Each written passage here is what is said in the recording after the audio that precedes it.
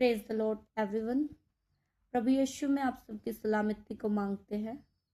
मेरा नाम मन्नत है। मैं आपके साथ एक अमेजिंग वचन में आपके साथ शेयर करती हूँ आज पति और पत्नी के विषय में।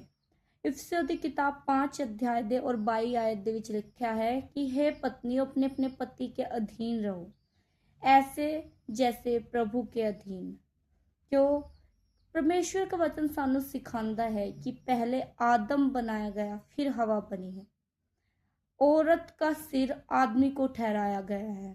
हर चीज में आदमी को परमेश्वर ने उत्तम अपने करीब आदमी को बनाया प्रभु ने। औरत बाद में बनी। हर चीज में आज औरतों के जीवन दे विच एक बहुत सी औरतें ये समझती है कि हाँ असी आदमी के बराबर है। हाँ, परमेश्वर ने हमें उसके बराबर रहने के लिए बनाया क्योंकि हम उसकी पसली दे विचों निकली गई है, पर वो हमारा सिर है। परमेश्वर का वचन सानू सिखाता है कि वो साडा सिर है। हर बात में उसके ऐसे अधीन रहो जैसे कलीसिया प्रभु के अधीन रहती है। इस वचन के द्वारा प्रभु थानू आशीष दे और इस वचन के द्वारा ही परमेश्वर गल करते हैं। आगे इस वचन के द्वारा परमेश्वर गल करते ने कि तुसी अपनी पत्नी नू इदा प्रेम करो जिवें आपां अपनी देह नू प्रेम करते हैं। कहने दा भाव ये है कि हम अपनी शरीर नू जिन्ना प्रेम करते हैं, संवार के रखते हैं, उसी रीति दे नाल पति अपनी पत्नी नू अपने शरीर के समान प्रेम करे। ऐसा नहीं हो सकता कि अपने शरीर को कोई दुख दे। नहीं है, ऐसा कोई इंसान नहीं जो अपने शरीर को ही दुख दे।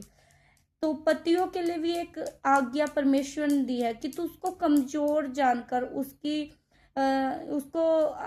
कमजोर जानकर तुम उसकी प्रेम के साथ उसको रखो, अपनी देह के समान उसको प्रेम करो। प्रभु का वचन सानू आ सिखाता है।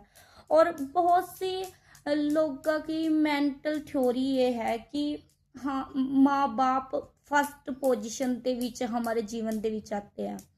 हाँ, माँ बाप फर्स्ट पोजीशन दे विच सिर्फ परमेश्वर आता है, उसके बाद माँ बाप हमारे जीवन में आते हैं, उसके बाद भाई बहन आते हैं और उसके बाद हमारे जीवन में हमारे यार दोस्त आते हैं।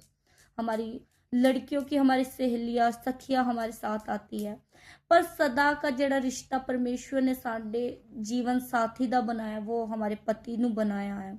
और परमेश्वर ने ये भी आज्ञा दी है, मैं इसके आगे लिखा हुआ है 31 दे विच लिखा हुआ है, इस कारण मनुष्य अपने माता पिता को छोड़कर अपने पति से मिला रहे और वो दोनों एक तन रहे।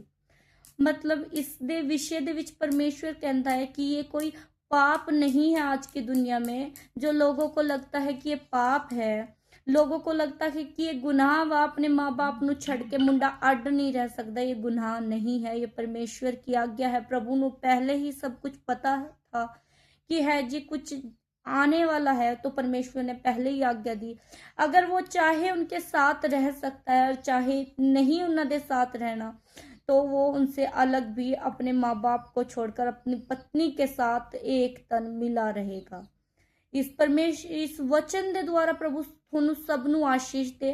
और परमेश्वर का वचन ये भी कहता है कि तू अपने माता पिता का आदर कर, अपने माता पिता की अधीनता दे विच रह। परमेश्वर का वचन सानू आ भी सिखाता है।